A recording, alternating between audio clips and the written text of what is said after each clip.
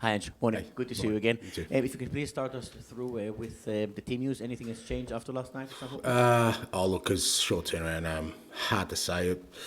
Obviously, I feel the lads still feeling the effects of the game. I'll have a better picture probably this afternoon. I don't think, knock on wood, there's anything significant come out of it, but we'll get a better idea this afternoon. If you compare this season to last season, Spurs managed to really raise the bar. There's no question about it. What do you think happened last night? It felt like a very not typical Spurs performance. Yeah, we weren't great. I think I said that after the game.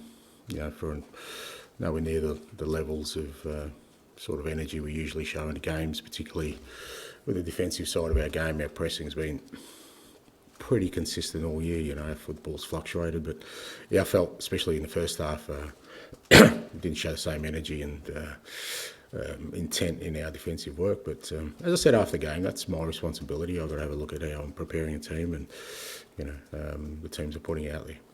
A derby defeat is always difficult. Experiencing two of those in 4 days' time must be even more challenging for the players. What do you sense from them in terms of their confidence levels and also how hurt they are and want to react on Sunday?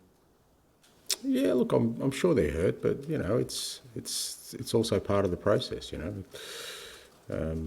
It's not going to change. It's not going to, you're not going to have less derbies next year, or the big games will always be big games, and you need to, like I said, feel the pain, but understand that sort of intensity will always be there when you're representing this football club. Most likely that on Sunday will be your last time facing Jurgen Klopp in the Premier League. If you look at his nearly 9 years at Liverpool, what impressed you the most? Not only the achievements, but what he's done as a whole in the club. Yeah, look, he's had a massive impact. I've said before that I've always kind of been drawn to managers who are a little bit different, who play the game a bit differently, or have a real clear identity and clear vision. Jurgen certainly has that. I mean, it's not easy going into a big club that traditionally has had a lot of success and gone through a real tough spell in terms of that, and come in and transform the club the way he did. It's a credit to him. He's an outstanding manager. I'm sure we'll see him back and managing at the top level again, because he's one of the top managers in the world. And like I said, the credit to him that at such a big club he was able to imprint his own style, vision, and bring success. Charlie. Yesterday you talked about some of the players that felt like they've lost a lot of belief and conviction. I think was what you said after. Just wondered if you've now a bit more time to ruminate on that, thought about why that might be the case. There's a number of reasons, and they're all maybe individual, so it's not a kind of blanket, but it's not surprising either, because it's part of the nature of change. Change is difficult. It's relentless. It's uncompromising. It's challenging. It doesn't leave you a lot of leeway for to feel comfortable. So it's part of that process, and like I said, my job is to navigate through that. Because I think at the start of the season, a lot of people expected there might be a slow start, and then we kind of see things picking up. It's obviously been the other way round. Has that been a surprise to you, and is that a concern to you? No and no. Well, God, every job I've taken has had tough bits. Sometimes at the start, sometimes in the middle, sometimes at the end. But no, nothing surprised me, and it's a necessary part of it. It's how you grow. You don't grow through just thinking everything's going to run smoothly. So you need to go through these times and find out more about yourself. Obviously, you'll have learned a lot of the players, not just in the good times, but especially in these bad times. Has that changed your view of kind of what's needed in the summer? I know you said that targets were decided a long time ago, but has that changed? No, absolutely not. Absolutely not. I mean, I'd be very surprised if you have heard me in this room from day one saying that we are still not a long way off. I think I've been pretty consistent, and if somebody can show me where I haven't said that, even when we were going well at the start, I still think we're a long way off.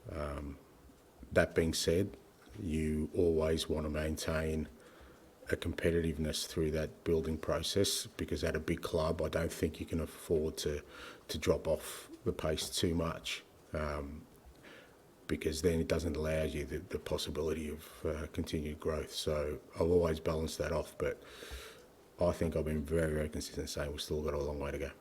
And just on, you were saying there about, it's what you're trying to do, players have to, it's uncomfortable for them constantly. Do you think some players have kind of shirked that, or that they don't, the last few games suggest they're not willing to put themselves out their comfort zone again and again? No, I don't think so. I don't think anyone's shirked it. I don't think it's through a lack of effort or desire, but it's like I said, if you haven't been put in that situation before, it is confronting, it is challenging, and it's how you navigate your way through that. And like I said, it's sometimes on an individual basis. My kind of role in that is always the collective, about the environment, how we can create an environment where they feel like they can embrace that challenge. But I don't think it's for a want of trying. I really don't. I don't think it's through a lack of effort in any way, because for me, I always kind of measure that with the way we're training and the way we're sort of playing in games. Like I said, last night was disappointing from a defensive pressing aspect, because that's been pretty consistent all year. So that was the one area where I was really disappointed with. But in general, the lads are still trying to play and still trying to sort of embed our principles. I'll finish the section with George, please. Hi, Ange. You've had sort of highs and lows over the last couple of months. How much of a concern is it that it doesn't feel like you sort of know what Tottenham's going to turn up, the one that won at Villa, or sort of the one that lost kind of last night in that kind of manner? It's not a concern. It's part of the process. As I said, it's where we're at. You need to understand that when there is change, as I said, it's not easy. It's not smooth. It's not supposed to be. If you're really going to build for success, you need to go through tough times. You don't go out trying to manufacture them. You don't create the tough times on purpose, but you have to go through them. If somebody can show me a team that hasn't been through a tough spell when they're building something, I'll be very surprised, because it's a necessary part of the process. You need to go through that. You need to understand how you're going to deal with that, who deals with it well, who doesn't deal with it well, from a football perspective, from a club perspective, from a staff perspective. All those kind of things reveal themselves, and that's part of the process. And you've said quite a few times that next season you want the team to be in that position to challenge Arsenal, challenge City. I mean, how far off do you feel like you are of that right now? I just finished saying we're a long way off, but that doesn't mean we can't challenge next year. Like, it doesn't. I don't know which other way to put it. I think in terms of the team I want us to be, we're a fair way off, but I'm not dismissing the fact that we have to be competitive and have to challenge for success. Every year I'm here. I'm not going to but I'm not going to dismiss any year as just a building year. Every year is a building year to get to where we want to, but it's also an opportunity for us to have success, as it was this year. We've fallen short of that. And a different sort of subject, Sonny's played a lot of games this season. I mean, the team hasn't had a long season in terms of games, but Sonny's played a lot of international games. Are you kind of looking at him with any temptation to rest him over these next week or so, because it feels like he's running on empty a little bit? Yeah, look, it's been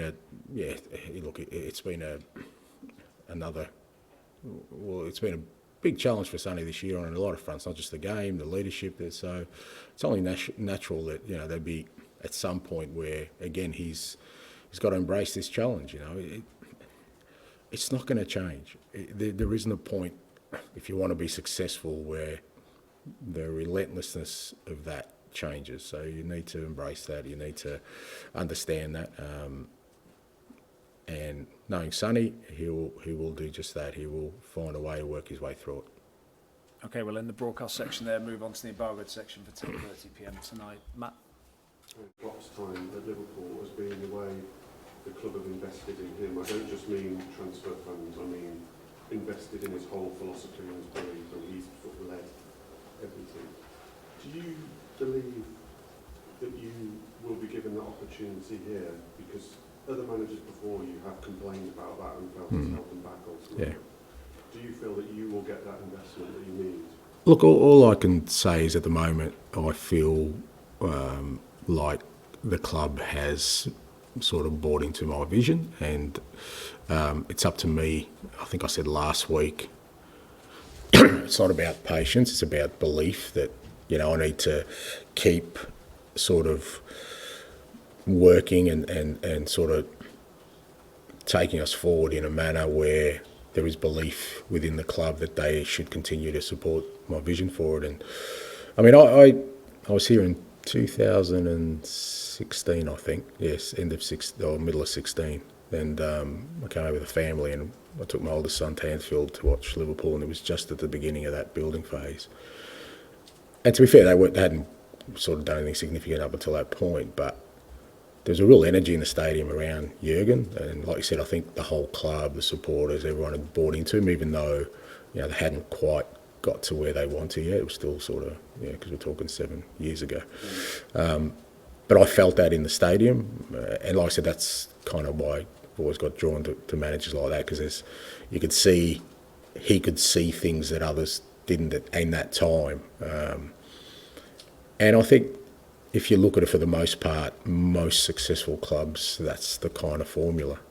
But part of that responsibility lies on me to make sure that, you know, I'm kind of leading in a way that, you know, allows people to believe in me and support me, because it's the only way I'll have success. I'm not going to do it on my own, that's for sure, and I never have wherever I've been. I've had great support, and, you know, right now I have all the support I need. I really feel like the club is kind of bought into the vision that I have, and you know, it's up to me to maintain that.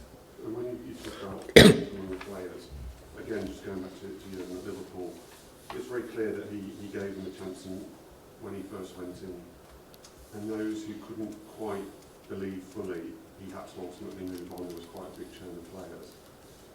I mean, is that going to come a stage where you, not because the players are trying not to believe, or No, if you they can't invest, you have to eventually cut them loose? Yeah, well, it's not about cutting them loose. It's just that, and you've probably put it more eloquently than I have tried to, because people haven't understood that, is that we need change.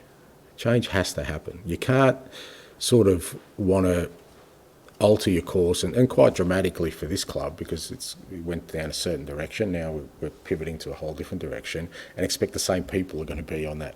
It's just not going to happen. So, you know, we've had 2 windows. We've had some development of players for sure, but, you know, when I say we still got a long way to go, that's what I'm talking about. You know, we can't be there yet, because it's impossible to say that you're going to have drastic change and yet expect everybody to be on that journey. And it's not for the want of trying, and it's just that we're going to play a certain way, we're going to train a certain way, we're going to have a certain mindset, and that's not for everyone. And, you know, that the same way that, I guess, whether it's Liverpool or Arsenal, you know, if you look at the beginning of their journeys, by the time they win the competition or have success, the team's almost unrecognisable. Well, that's the reality if you change. If you're staying on the same course, of course, or a similar course, but we've done a major pivot here. So that definitely is the case, yeah. And therefore, finally, for me, it feels like at some point fairly imminently there are going to be some tough decisions.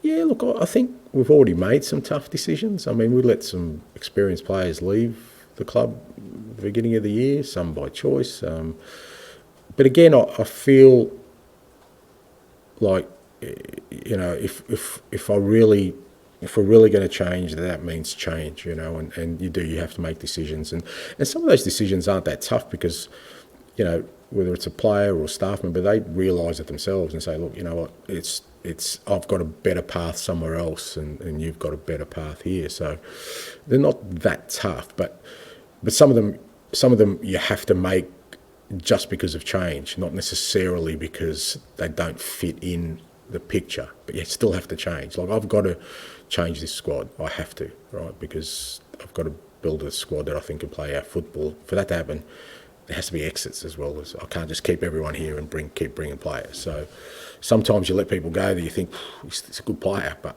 how am I going to change if I don't do that? And when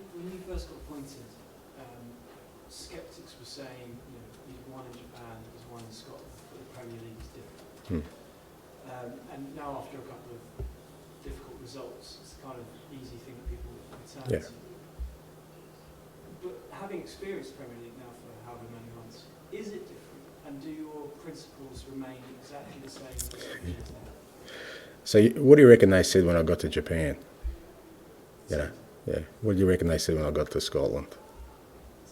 Yeah, correct. So, you know, I get that, and I understand that, and it's legitimate until success comes, and then it doesn't become legitimate. And my role in that is to navigate us to where I think we'll be successful. So, it's like I said, it's not new to me. It's not something that I haven't been asked before, and I've navigated it exactly the same way. But that doesn't mean that those questions shouldn't be there, because until you achieve something, then obviously people are going to, you know, try and sort of figure out whether, you know, my ideas will work here. That's understandable until you have success. And of course those questions will remain. But do I have any doubts? Absolutely none. I have clarity in terms of building us a club that will be successful. Just on from that, you said how change has to happen. I suppose some fans are wondering, are you capable of change? We talk about the Premier League, talk about your ideas being resolute and then working, but also a sort of element of adaptation and adaptability could be important.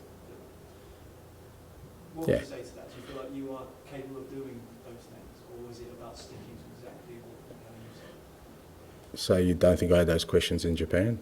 You don't think I had those questions in Scotland? I'm sure you did. Yeah. And what did I do? Well, I guess I'll finish it for you. I believe what I believe. I really do. Down to my core. I will stand on the highest ground, die a noble death, believing in what I believe. And just finally, you said before, during these periods of people questioning... Love it, mate. Yeah, you love it. You enjoy the rocky side of it. Yeah. Last night didn't seem like you were loving it too much. Not the questioning, but the performance. You seemed quite frustrated. No. Do you still enjoy Yeah. proving right? Yeah, it's not that I love, you know, feeling that pain. What I love about it is because, like I said, that's why we do what we do. We don't, you know, what I love about this role is not, you know, when things are running smoothly, it's almost like, well, what the hell am I doing here? You know, it's like you kind of, you want the challenge. That's where we all get tested, and I love that aspect of it. And I've had it in every job I've had. And when I say I love it, it's usually I say I love it when I've come out the other side and we've won something, not when I'm going through it. But at the same time, you know, what a great challenge, and it was always going to come at some point, and it'll still come. I mean, if you can imagine, you know, I'm talking about success. Imagine the scrutiny and the pressure we'll be under if we're on the cusp of success at this club. Could you imagine the questioning that will come around then about the history of this club and how it falls at the final hurdle? So, like, you've got to embrace that's always going to be there. Nothing's going to run smoothly, and I do. I love this challenge because I think, you know, this is why I do what I do. So it's up to me. As I said last night, the responsibility lies with me. You know, we can sort of talk about the players and individual performances, but the responsibility lies with me, and that's where I want it to lie. John? You mentioned Jurgen Klopp at 2016, all the energy was buzzing around then. You seem to have that at the start of the season, and everything was going really well. But is there a fear that the fans are about talking about set pieces and a lot of that energy is in danger of seeping out? Yeah, but I mean, when I characterise the energy at Liverpool, it wasn't always smooth there too. Like they had some tough times as well. And look, it's only natural for supporters to, you know, to worry to because again, this is their football club. You know, they're so desperate for things to go well that when they don't go well, it's only natural. Again, it's a bit like, you know, what I said about the club. It's up to me to try and maintain that belief they have in what we're trying to do, and we can only do that with the way we play and the way we present ourselves and what we do.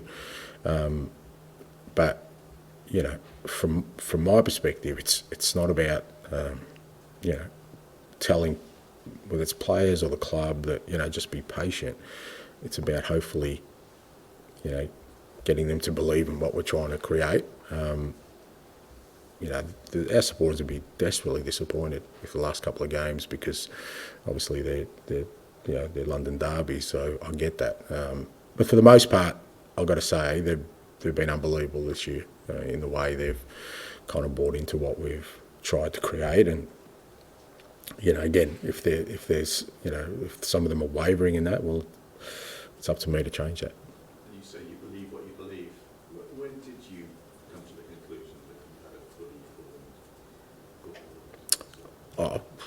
Well, pretty early on, because, well, put it this way, I haven't had anything that has come along my path that has shown me I need to change.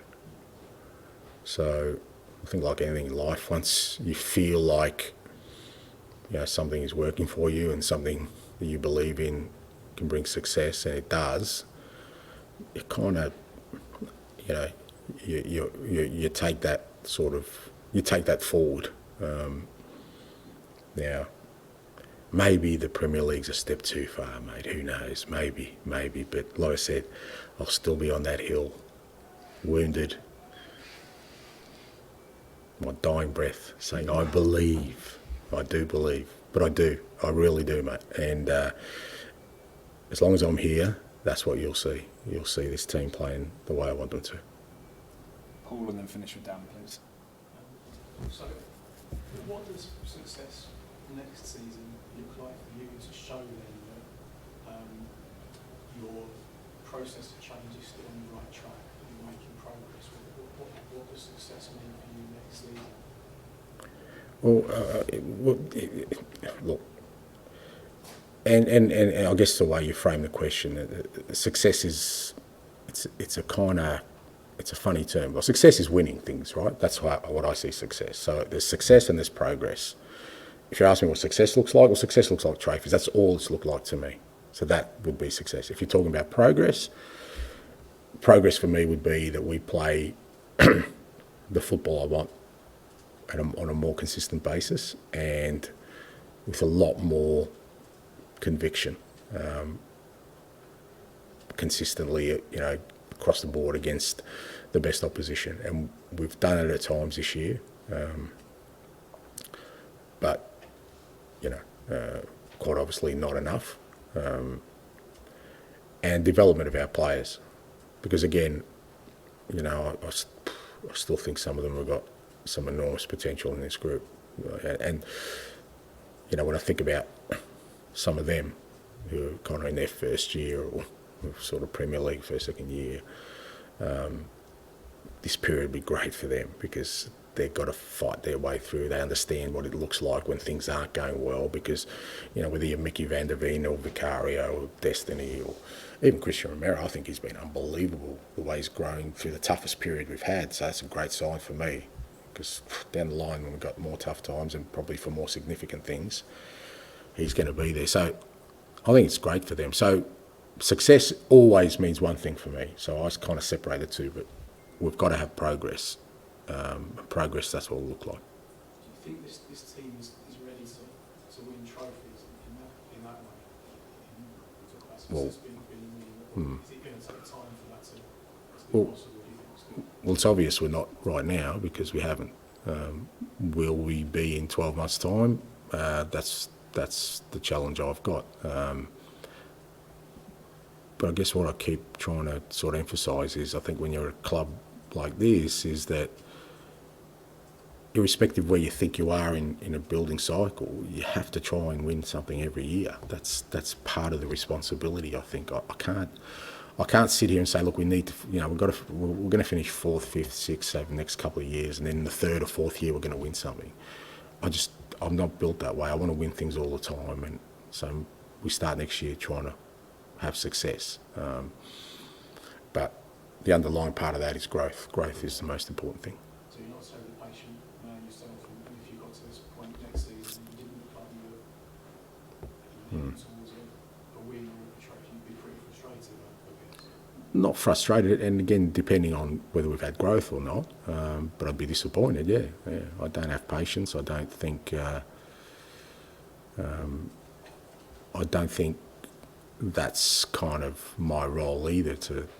Like I said, patience is not the right word. Belief is the word. I want people to believe that we can be successful, and you can only do that if you kind of, try and manifest that in everything you do. Dan to finish, please. Ange, 4 defeats in the bounce always feels like a crisis for a club like Tottenham. I mean, notwithstanding everything you've just said about process, is there extra pressure on you and the team to get a result at Anfield because of that? Because of 3 losses. But just because of the What happens after a 4th defeats in loss? the bounce? What happens after a 4th loss? Your questions will get a bit harder. The criticism will come a bit more. Yeah. Okay. Well, that's part of it, but that can't be the reason. I don't want to win because I don't want to get hard questions from you, Dan, or anyone else, or criticism, scrutiny. That's because they will be there in 12 months' time. Like I said, if things don't work out then, so that's not the reason.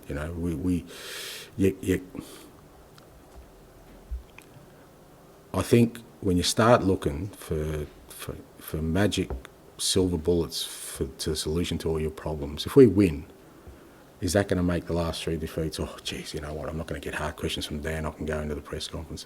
That's just not the way I think. It's not what motivates me. It's not. I want to win on Sunday just the way I wanted to win last night, because there's a game on and we need to perform to win. It's going to be a tough game. They're obviously still, got a chance for the title. So that's got to be our motivation. But once you go into that mindset of, oh, let's win so we don't feel the pressure, and then you're never going to be successful. Never. You got to confront that with the right sort of mentality, and that mentality is not thinking that if we win the pressure's going to ease, or somehow things are going to get easier. Things will not get easier. Things will be tough, and that's part of the process of where we're in at the moment. Where I think the relentlessness of that is what's challenging the players. Is that they were kind of looking at maybe there's a release valve at some point, but there isn't, and there won't be. Thanks. Okay, thanks guys.